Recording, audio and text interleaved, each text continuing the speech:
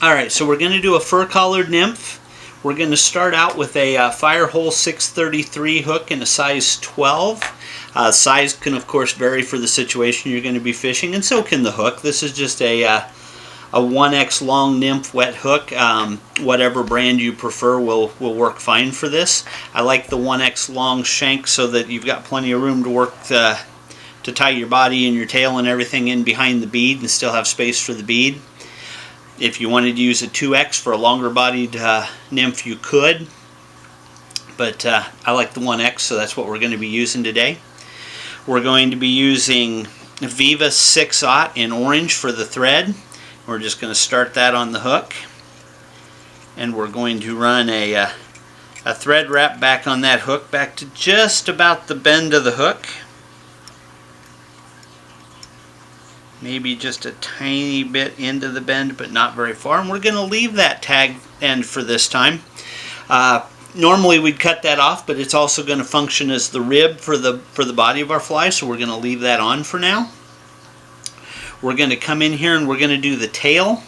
The tail is going to be black pine squirrel. And so we're going to take this strip of pine squirrel here, and we're going to just get that flash material out of there and just separate out just a little bit of that hair and snip that off of that hide strip. There we go. Not very much, just a little bit, just kind of a sparse little tail. And we're going to measure that so that it's about the length of the shank of the hook. And then we're going to tie that in real quick here. That tied down there. We don't have to worry about making that all neat and getting all of that material tied in, because we're gonna dub a body over the top of that. We just want to make sure that we've got it. There we go. Clamp the hook down just a little tighter there. So we've got our tail in, we've got everything tied in. We're going to bring our thread back to where we tied that tail in. And then we're going to grab our peacock black ice dub. I really like the ice dubbing for this. That's just a nice little bit of flash and sparkle to the fly, but you could use whatever dubbing you wanted. This is a really solid fly for me for crappie, for bluegill. I've even caught some bigger fish on it. I've had days when drum, carp, other types of species like that are going after this fly. All of those fish kind of tend to like things in different colors at different times, so this is a fly that you really want to kind of switch up the colors on. The black and orange seems to work really well for me early in the year, so that's what we're doing now since it is early in the year. We're just going to dub a real thin noodle onto that thread, as you saw me do there. And we're just going to dub a body on here. And with the dubbing, you know, we don't want to dub real heavily. A little bit of dubbing goes a long way, and you'll have actually more control using a light amount of dubbing. I didn't use quite enough there, so we're going to have to go back and grab a little more. You can always add more dubbing fairly easily. You have trouble if you try to use too much. You have trouble backing off of it once it's on there. It gets real hard to control. So we use just a little bit, and we're going to go back and we're going to put on just a little bit more to fill that body out just a little nicer. Get back there. Build that up towards the bead there. We got a nice body there, and we're going to take our thread tag and we're just going to palmer that up. Just going to do loose spirals up through that dubbing.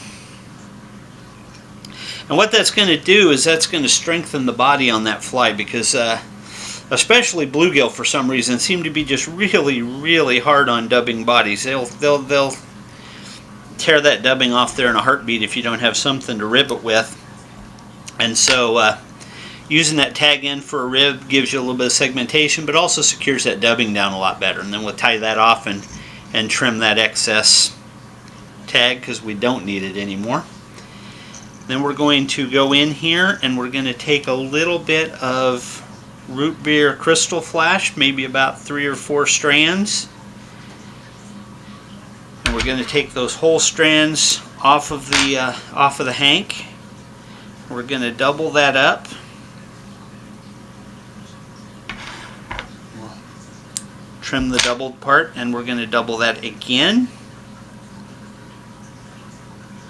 so that we've got a little bit of a clump of flash there. It's not a huge amount, but pretty significant. And we're going to measure that so that it's about the length of the shank of the hook, and then we want that to sit just back over the tail just a little bit. Maybe the shank of the hook without the bead, maybe about the length of the body of the fly. Maybe just a little more, because we want that to hang just back there over.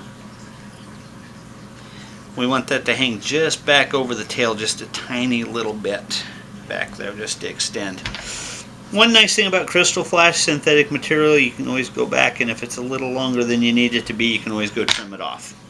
Very few mistakes you can make in fly tying that can't be cured with a sharp pair of scissors. So we're going to go ahead and trim the tags off of that now that we've got those tied down and don't need them anymore. I'm leaving just a little bit of space, just a little bit of a thread wrap between the bead and that wing, and that's where we're going to put in our fur collar. We're going to do that by making a dubbing loop. And the way we're going to make that dubbing loop is we're going to pull off some thread. We're going to use our dubbing twisting tool, and we're just going to make a loop out of that thread. And we're going to come back and secure that loop onto the hook. And in order to help that loop close better on our material, we're also going to take just a couple of turns of thread around the top of that loop to help close it at the top. And then we're just going to let that hang there for a second, and we're going to come back and we're going to get another chunk of our pine squirrel.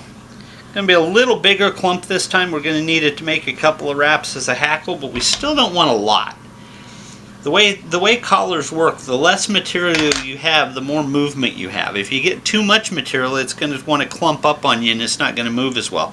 That's probably actually a little bit too much, so we can take a little bit of that out of there. And then we're going to grip that really tightly in our fingers, and we're going to pull some of the under fur out of here, so that what we have is going to be mostly guard hair. You see, we're getting rid of that fur there.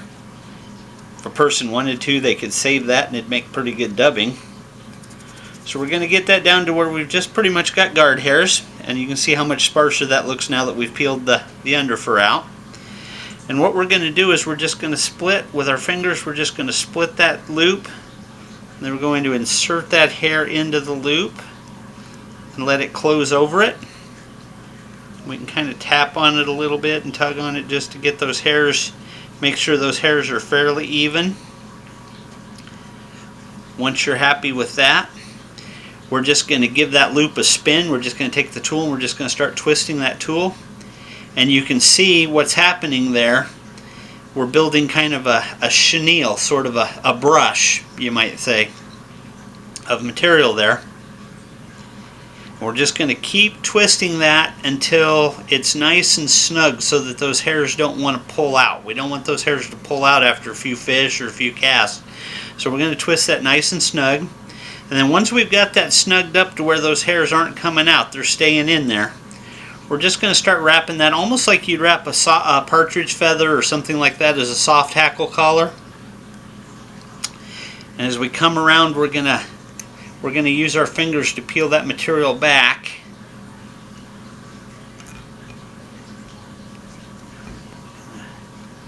Didn't really like how that went in, so we're going to do that and try that wrap again. There we go. Nice thing about this is if it doesn't go the way you want it the first time, you can usually back off and redo that step. You can get that tied in nice and snug. And then we're going to tie off that loop.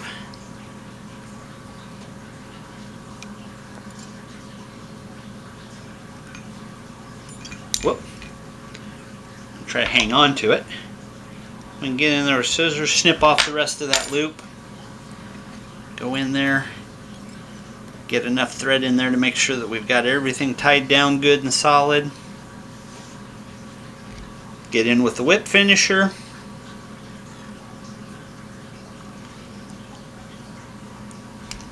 And since I'm usually not going to use glue on this fly, I'm going to get in there and do a second whip finish just to make sure that things stay put.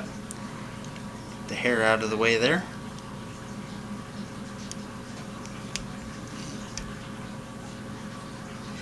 And once we're happy with that whip finish, we know that everything's cinched down good and tight. We can give that a trim with the scissors. And you've got your fur-collared nymph emerger, and you're ready to go fishing.